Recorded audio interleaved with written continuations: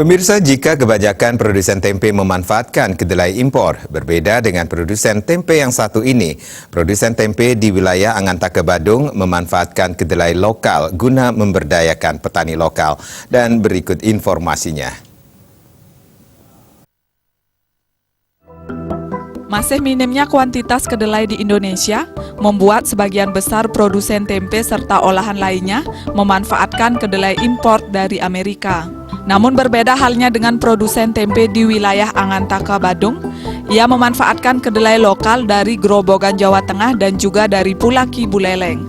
Meski diperoleh dengan harga yang lebih mahal dari kedelai impor, ia tetap berkomitmen untuk menyerap hasil pertanian para petani kedelai lokal. Kedelai lokal yang ia peroleh dimanfaatkan untuk menjadi tempe.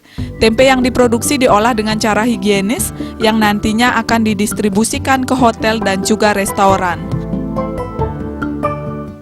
Untuk pembelian kedelai, kita support petani lokal kita yang berlokasi di Grobogan, Jawa Tengah, dan di Bali Barat. Nah, kedelai dari petani ini kita grading dulu.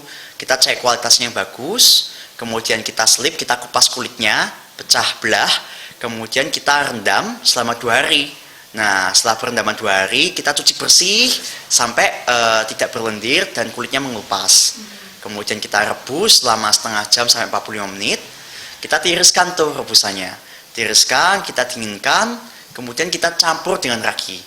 Setelah pencampuran dengan ragi sampai merata, kemudian kita sampai tahap packaging.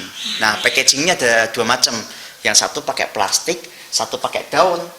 Tapi jangan khawatir, kalau nggak punya plastik atau daun, bisa juga pakai Tupperware.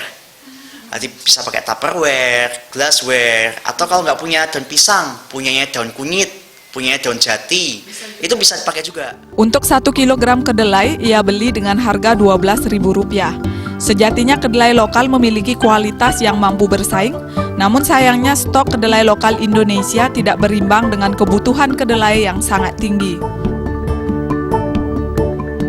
Desa Aryani dan Saputra, Bali TV.